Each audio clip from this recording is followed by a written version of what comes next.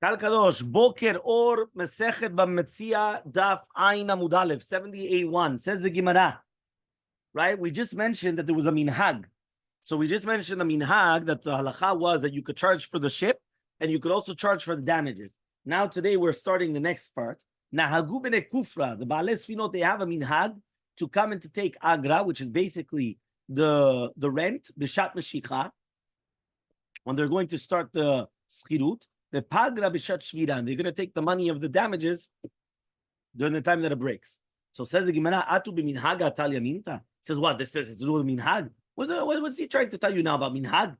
So answers the Gemara, Mishum de matnita tanya minhaga. So because the Mishnah was talking about that it's mutar, so therefore there was nagul like that. What does that mean? Rav Papa didn't come to paskin halacha biglal the minhag, but because the braita was brought down beforehand that you're allowed to collect it during the time for the animal and also for if it dies, so therefore this it was based upon this minhag. So Amar of Anan, Amar Shmuel, it says Rav Anan name of Shmuel, Ma'ot shel yitomim, mutar le'alvotan beribit. Money of yitomim, you're allowed to lend it out with ribit. Right? Now, why exactly? So he comes and he says, Elmaleh Rav Nachman, Mishum diatzmeninu safiro lu'isura. Because kilu they're yitomim, so you're allowed to come and you're allowed to charge interest with their money. He says, well, because you're yitomim, you could let them do all verot all day. What's going on? So he says, Yatme de'achle de'lavdidu. He says, what's that? Yitomim that they're eating that's not that's not theirs. Lezu batashav kayu. They should go to the bet kvarot to get it. So Elmaleh, he says, Elmaleh izu. I'm going to tell you gufa. I'm going to tell you the case. What's the case? Elmaleh, he tells them, Rav Anan to Rav Nachman, Ha'u duda ibne mor ukva. There was a big pot of mor ukva. David ben mor Shmuel, that it was in the house of Rabbeinu Shmuel. Takil v'yayivle, takil v'shakile.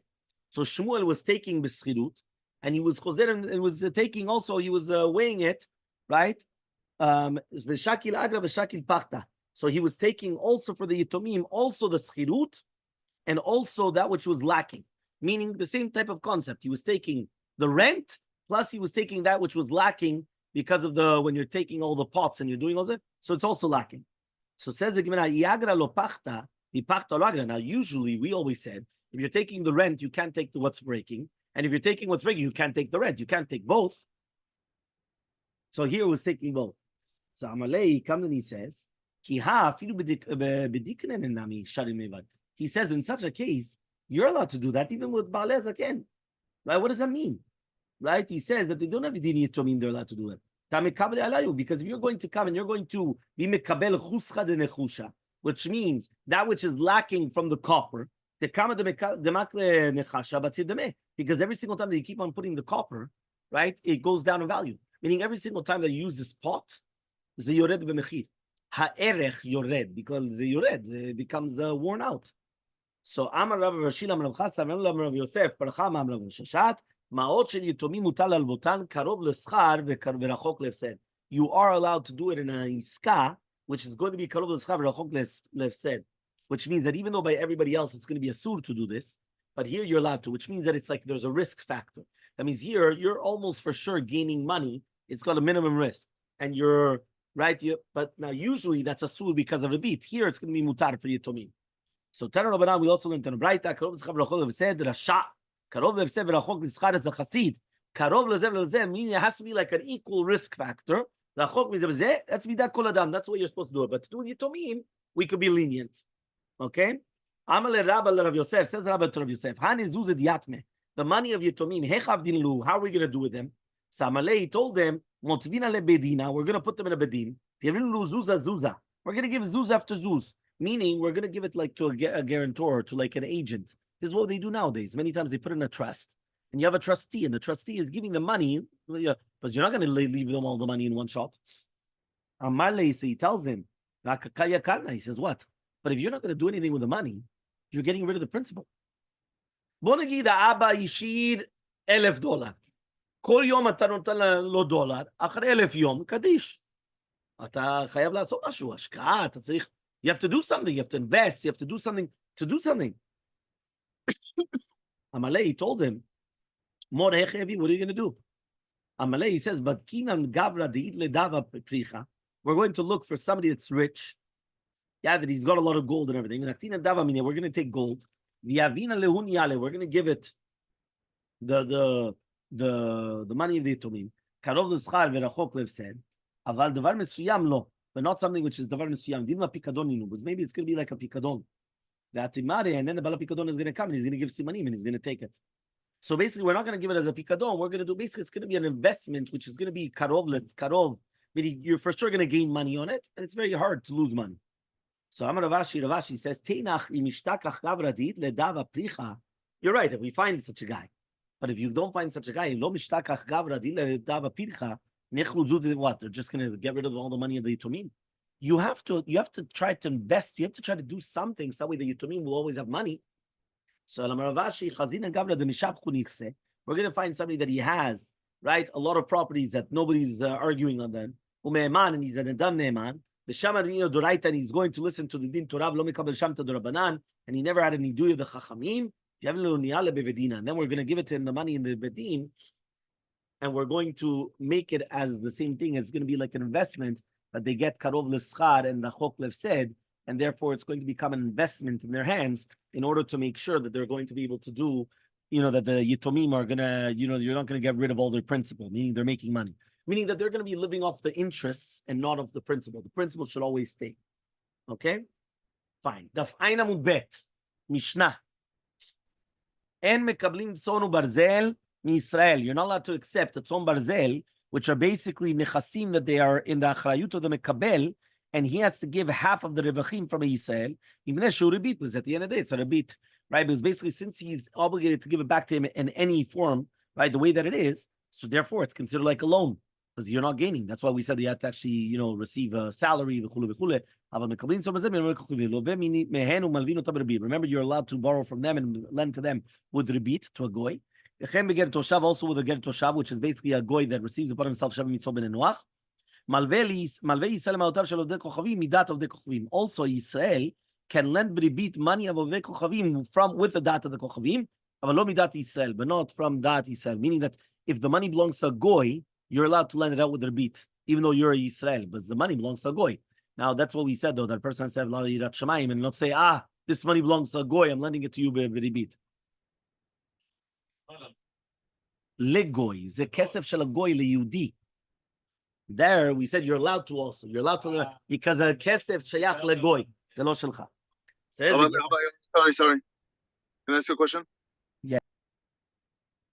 So the Gemara says, "Lemeimra, are you going to say now, tevirshuta de mekabel kaima, right? Are you going to come now and tell me that the keren, which is the principle of the tzonu barzel, is still going to be in the property of the mekabel, of the one that's receiving it, and only the money is going to be considered like a loan?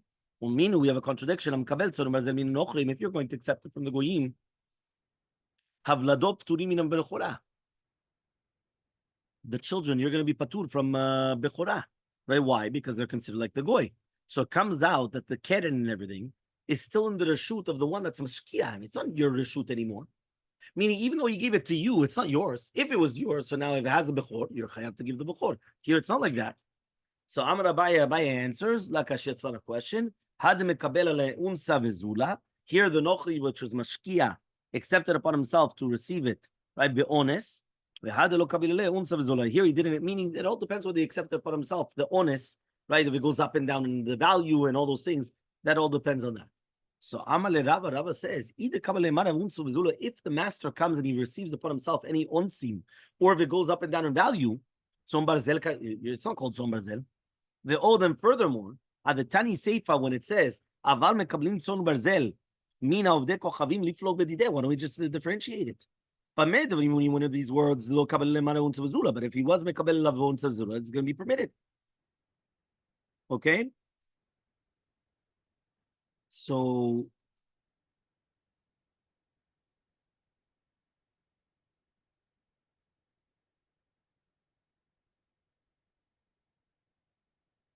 now what happens is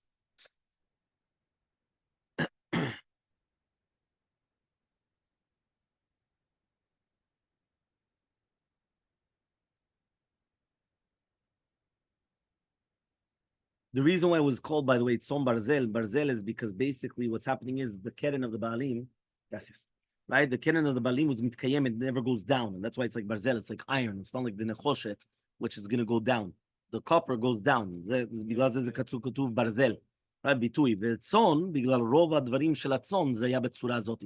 אז בגלל זה כתוב כאילו נכסה צאן ברזל. אותו דבר אישה, כשהיא מתחתנת, when a woman gets married, many times she also used to bring into the marriage, נכסה מלוג, נכסה צאן וברזל.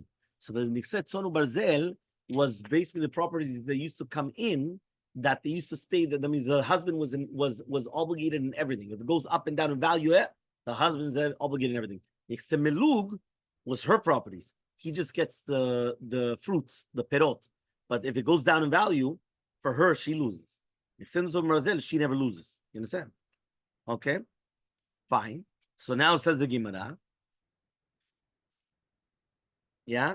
El Amar Rava, but rather Rava comes and he says, Idi, really we're talking about the really the master did not accept of himself honest, and if it goes down in values. And also the Gabelet Bechorot, Hainu Tam de Vladot. So why are the Vladot going to be between him and Bechorah? Kevin the Loya if he doesn't give the money, the animal will come and take it take the animal. The lo mishkach la be'eman. If you're not going to find an animal, he's going to take the vladot. And therefore it's going to be yad nochri be'emsa, the hand of the goy in the middle. And anytime that the hand of the goy is going to be in the middle, patur mina bechora. It's going to be exempt from the bechora. Okay, fine. There's a pasuk. The pasuk says, "Marbe hono beneshech v'tarbi lechonen dalim mikabtzenu." If a person is going to come and he's going to be osef, the osher, right, for the people which are going to be for the aniyim, which means his osher is going to be moved away to another people, to the aniyim. So if a person comes and he lends out money with neshech, with tarbit, with interest, it's going to have to be given to the aniyim. Rav says, Gon Shavul Malka, the king of Persia, that he used to put a lot of taxes on Israel and he used to take their money. And that money was actually what's coming, right? And it was the nochri, which were dalim mina mitzvot. So the pasuk is teaching us that the money that he got through the rebit was taken at the end and given to the goyim. So Amar of Nachman says of Nachman, Amar Liuna says Zulhuna, lo nitzecha ela dafilu rebit oved kochavim, even rebit avod kochavim that Israel is taking from a nochri also goes downwards. So says the Gemara, what? How could you tell me now that if you took interest from a goy, it goes downwards also, like you'll lose it? Why? Eitve Rav Nachman, the nochri tashich. You have to take interest from the goy. What does that mean now? My tashich, lav tishoch, that you have to do it? Says no, tashich. What is it with tashich? You have to give him interest, not that you take interest. So says Gemara, lo sagid le'avachi. He says that can't be like that. So he says no, lapuke le'achicha delo. There's obviously coming to exclude your brother that you don't. So achicha, it's written befurash. Ulachicha lo tashich. So says Gemara, la'avor lav ba'aseh v'lo ta'aseh. No. You have a positive and negative commandment, meaning when you come and you give, when you take interest from a Jew, you're being over on a negative and a positive commandment. So says the Gemara, but how could that be? Does it really make sense? You're going to tell me you're not allowed to accept rebit? It's written mefurash. So Amar Achia B'Revuna, lo nitzecha, what are we dealing with? Ela bichdei chayav. Right? What does that mean? They didn't want to prohibit it legamre. They permitted you to do it as long as you needed it for parnasah. But more than that is assumed rabbanan. Because the second you get accustomed to charging them the beat, you're going to continue doing that also to the Jew. So because of that, they didn't want to do that. Okay?